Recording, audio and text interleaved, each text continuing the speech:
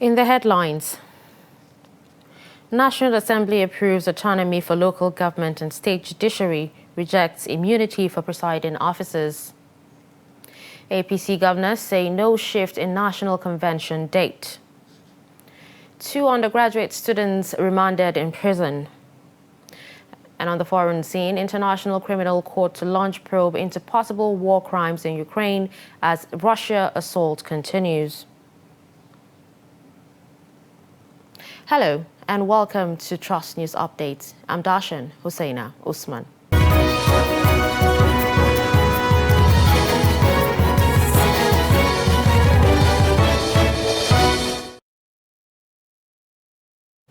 The stage is set for the new amended Nigerian constitution as the Senate approves financial autonomy for states' judiciary, legislature, and local governments in the country. The approval came on Tuesday during voting on the report of the Senate Committee on the Review of the 1999 Constitution, Fifth Alteration Bills 2022. The report. Lawmakers at the upper legislative chamber voting on the constitutional amendment report approved the much-awaited financial autonomy for local government areas, which analysts believe may help bring good governance to the grassroots. It also voted in favor of financial autonomy for the judiciary, which is believed will help in the advancement of justice. Number 37, Mr. President, is affirmative action for women in political party administration, setting aside 35% of the executive at all levels for women. Bill number 38, Mr. President, is indigenous rights, and this seeks to alter the provisions of Section 31 and 318 of the Constitution.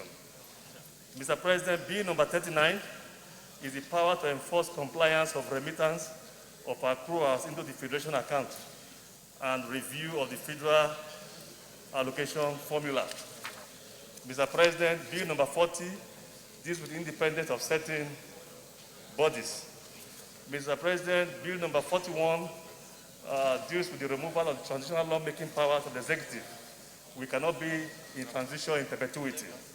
The first bill we'll vote on is Bill number 1, 2022, Local Government Financial Autonomy.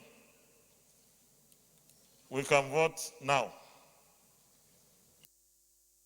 Yes, 2 no, abstain 1, total 93.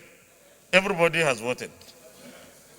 And this bill is also passed. Senators, however, rejected a number of bills.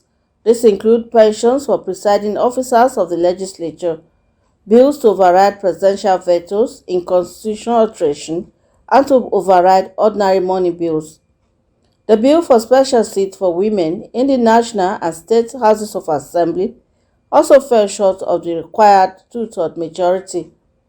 In addition, the Senate also rejected bills for an act to alter the provision of the Constitution to provide for affirmative action for women in political party administration.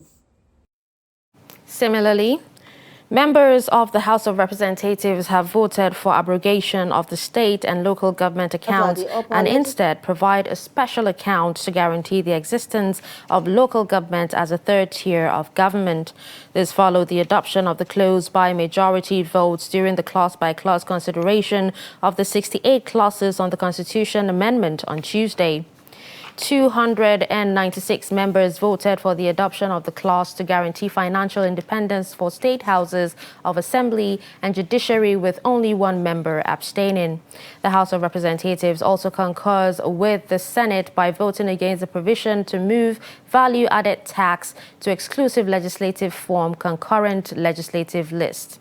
Similarly, the House of Representatives has voted against expanding immunity to the legislative and judicial arms of government. The House of Representatives, however, differs with the Senate regarding mayoral status for the Federal Capital Territory, Abuja, as it has voted against office of a mayor and a minister to be appointed from the FCT.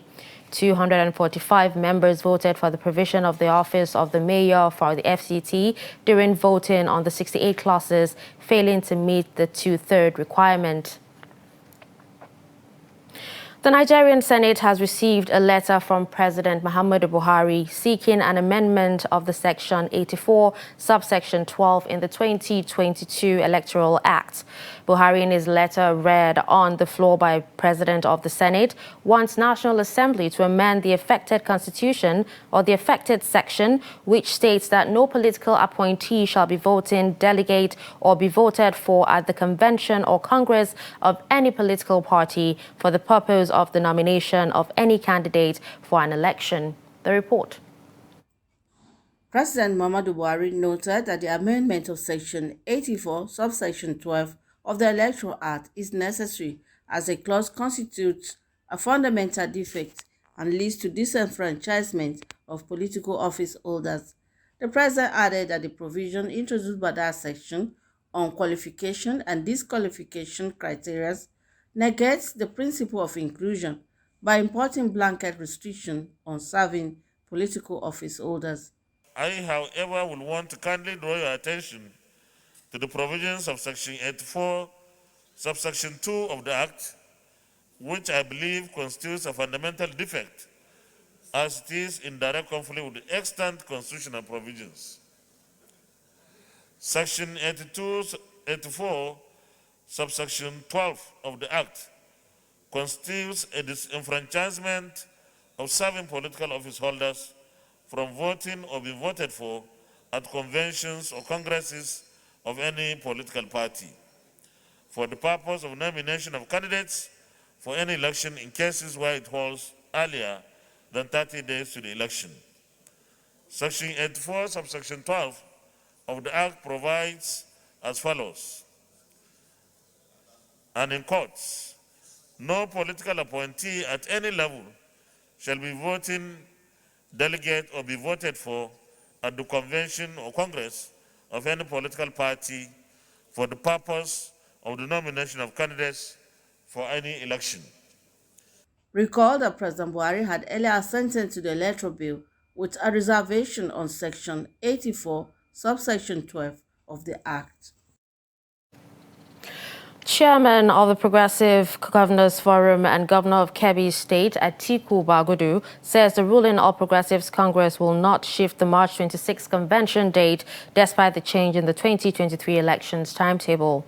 He said this Tuesday while fielding questions from State House reporters after a meeting with President Muhammadu Buhari at the presidential villa in Abuja. Bagudu said the governors met with the president to congratulate him for signing the Electoral Act Amendment Bill 2022, as well as the victory of the APC in some of the by-elections conducted at the weekend. About 20 APC governors, and we clearly said we came to discuss the National Convention, which is slated for March 26, and are working hard to ensure that on March 26 we have our convention and elect our national officers. And that remains the case. Malam Nasiru, again last week, answered that, look, if by altercation people are talking about differences of opinion before a decision is arrived at, then maybe that is what people can. But as a body, the 22 governors of APC are united behind the party and behind the Mr. President. We congratulate the National Assembly for passage of the amendments, and equally, we congratulate Mr. President for signing the amendment. Secondly, our party, the All Progressive Congress, participated in a number of by-elections over the last weekend, and equally, we congratulated Mr. President. Moving to education, federal government has said that it is not opposed to the payment of good emolument to lecturers in the universities currently embarking on 1-month warning strike. The Minister of Labour and Employment, Chris Ngige, said this Tuesday while fielding questions from State House reporters after a meeting with President Muhammadu Buhari at the presidential villa in Abuja. He recalled that the president, after consultation with some stakeholders, including the National Interreligious Council, had mandated him to find a quick solution to the strike. Yes, our university lecturers here deserve good pay.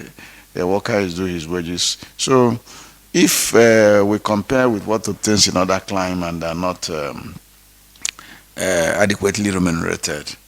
Nothing stops government from, within the lean resources that we have,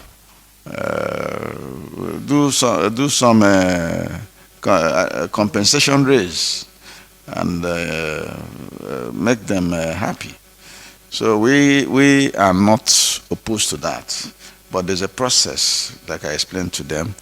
The process is that the committee, internal committee in Ministry of Education, headed by chair of pro-chancellors, will submit their report, and the report will be looked at by the officials of the ministry in conjunction with the National Salaries, Incomes and Wages Commission, so that they make sure that none of the allowances so proposed runs counter to government extant fixtures. Mr. President mandated the Chief of Staff to the President, myself, Minister of Labor, and the Minister of Education and Minister of Finance to find a very urgent and quick solution to the issues mentioned and the complaints therein. And we started to do the necessary engagement. You're watching Trust News Update. Coming up after the break. How local inventor makes breakthrough. Do stay with us.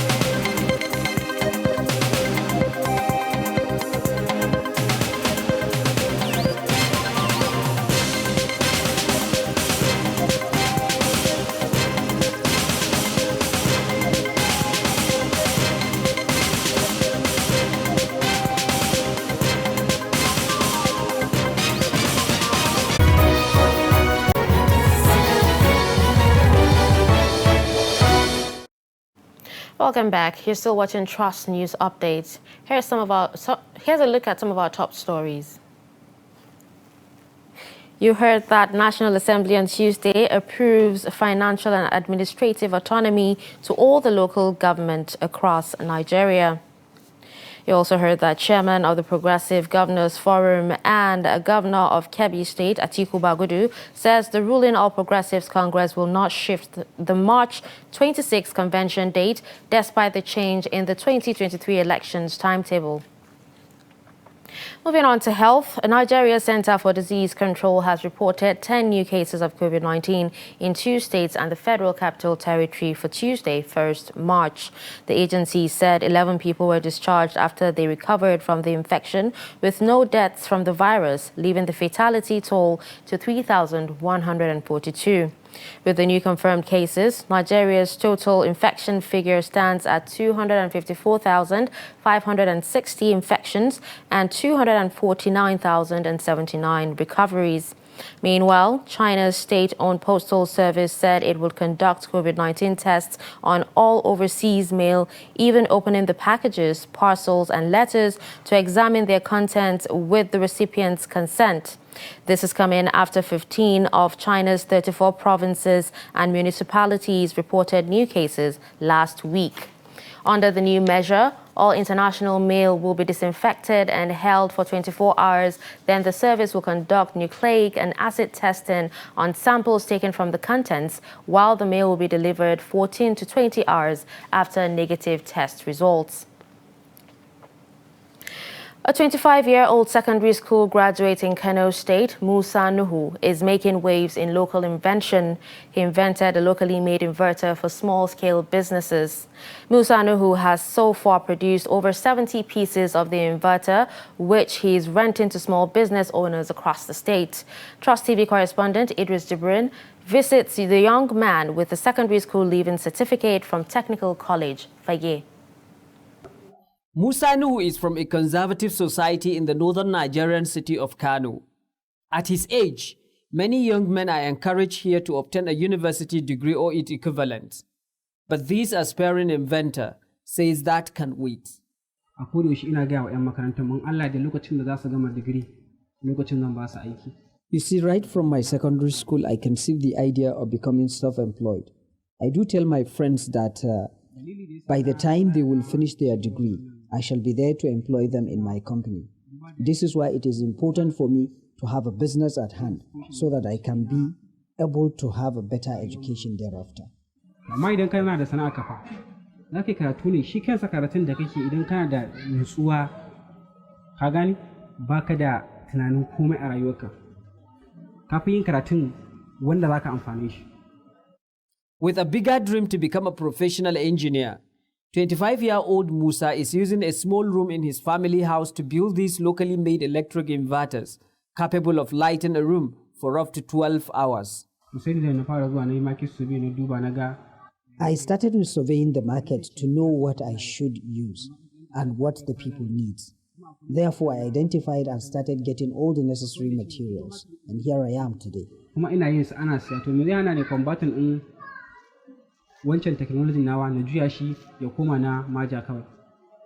At the moment, Musa has built over 70 pieces of these locally made inverters. He is teaching some 4 boys who equally helping him to deliver the inverter to small business owners in many parts of Kano metropolis. For now, I do get at least 5,000 naira daily. But when I started, I was having only 6 inverters. But today you can see what I have, and it's actually working for me. For now, this local engineer says the business of renting out these inverters is paying off, and that the plan is to have at least 500 pieces of it by the end of 2022.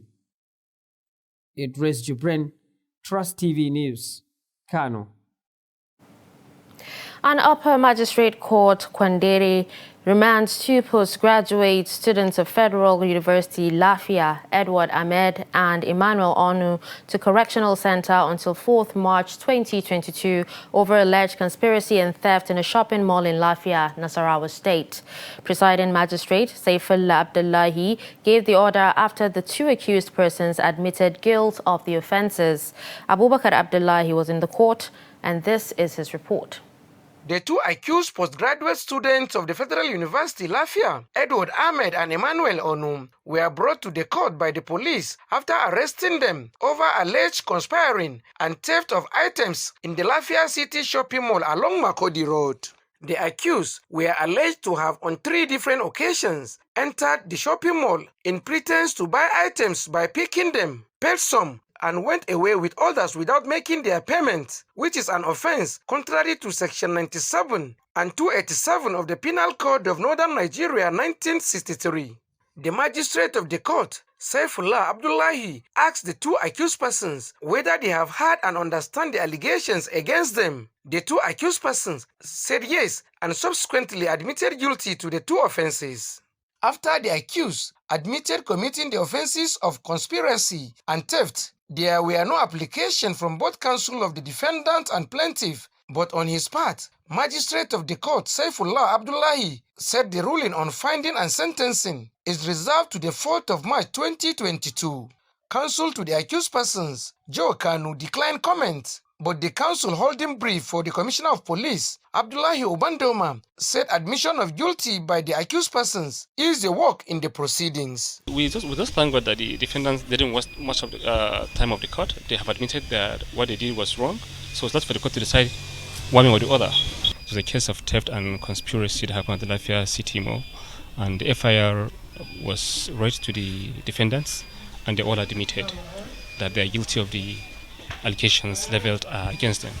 So, consequent upon this, the court reserved ruling for sentencing, for conviction and sentencing of the defendants. The Criminal Procedure Court has defined what the court should do, so we left for the court to decide that.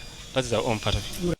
The two accused persons are expected to be brought to the court on 4th March 2022 to face sentence. Abubakar Abdullahi, Trust TV News, Lafia. And on transportation, the restriction on commercial tricycle operators in Jos, the Plateau State capital, to check cases of attacks on passengers, robbing them of their money, phones and other valuables is yielding results. Many passengers have complained of being victims of this, while some have been injured several times in the process of being robbed. This and more has made the government to place restriction on the operations of the tricycle riders to operate only from 6 a.m. to 6 p.m. daily, unlike when they could operate from 6 a.m. to 6 p.m. Most passengers told Trust TV the measure is working. That thing have reduced completely to a drastical bearing minimum, because there are some of strategies that we have already set in place. Things like any riders, there is a way that you must identify yourself with the union, because most of the people that they are doing that thing, there are some people that we do have, they call them half key. They will collect somebody keke and they will go and do such kind of ignorance act with it, and at the end of the day they will come and give back the money again without the notice of the real owner, the rider. So there are a lot, we have identified so many lapses, so we are really on it. It is not all of us. There's wicked people among us. Especially if you want to enter KK, be very careful and look at the person that you are entering KK, especially around British or railway. So people are used to snatch people material for that. So you have to be very careful when you enter KK. The problem we are having with people that snatch handsets and pause for passengers is those people that don't want to register with us. You will see like two people inside KK, one plus the driver and the other person. Everybody that saw that one, they are not clean. But if you are clean, you know yourself. You come and register with us at the park. But some people, they don't want to register with us. They are on their own. And at times, passengers will call them to come and enter KK. They will not be. They will go and enter one chance for roads. Then they will snatch their handset and everything, and they will still come here and be explaining it to us. So if you otherwise you come and enter KK for park, in case you forget something or something happened to you, you know how to trace that person. We have listened to all the tricycle operators, and some of the passengers have said regarding the menace of some of the riders snatching people's valuables and attacking them. All they said was that those perpetrating this evil are not registered members of tricycle operators, and people are advised to be careful and check the kind of tricycle they bought to wherever they are going to. And who knows, should measures be taken by passengers and the menace reduces, the governor may wish to review the tricycle operation time, which people are already clamoring for that is too early, because businesses usually kickstart at that time and many people will be rushing from town to their destination. Dixon Adama, Trust TV News, Jos. Inspector General of Police Usman Alkali has tasked officers of the police force to maintain and improve ongoing efforts to rid the nation of crime. IGP Alkali, who made the call during a duty tour at the Federal Capital Territory Command of the force, also charged the officers to improve relations and cultivate the culture of partnering with members of the public to improve crime prevention. He, however, warned that the force under his leadership will deal decisively with officers found to be malicious and unprofessional in their acts.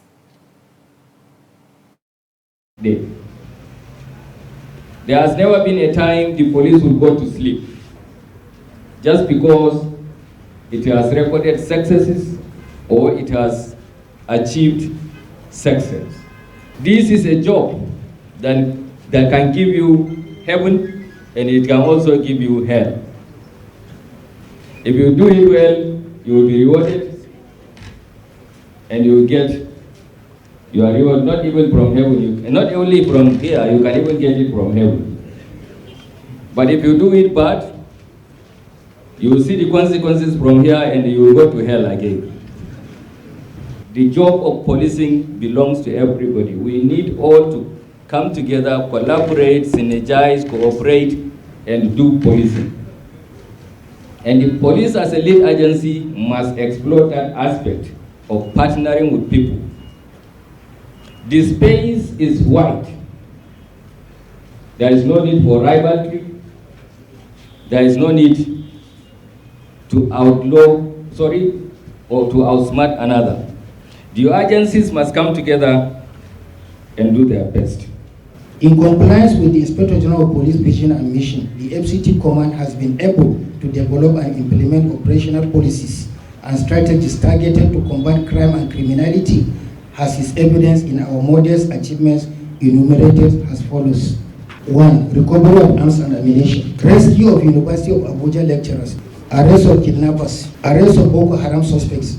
The arrest of 162 armed robbery bandits and terrorist suspects. On behalf of the officers and men, I wish to thank the Inspector General of Police for finding time to visit the command, despite your highly busy schedule, and equally affirm the unloyal loyalty, dedication, commitment, and unflinching effort to bring crime and criminality to the barest level within the territory. And finally, on the foreign scene, more than 100 diplomats from some 40 countries on Tuesday walked out of a speech by Russian Foreign Minister Sergei Lavrov at the United Nations in Geneva as a protest against Russia's invasion of Ukraine. Tuesday's boycott by envoys from the European Union, the United States, the United Kingdom, Japan, and others left only a few diplomats in the room. In his speech, Lavrov justified his country's attack on Ukraine by accusing the Ukrainian side of human rights violations against its Russian minority. He also accused the EU of engaging in a Russophobic frenzy by supplying lethal weapons to Ukraine during Moscow's military campaign that began last Thursday. Ukrainian ambassador Yevhenia Filipenko, who led the walkout, thanked those who took part in the stunt. With that, we've come to the end of a Trust News Update. Don't forget to follow us across all our social media platforms. I'm Dashan Husseina Usman. Thanks for watching.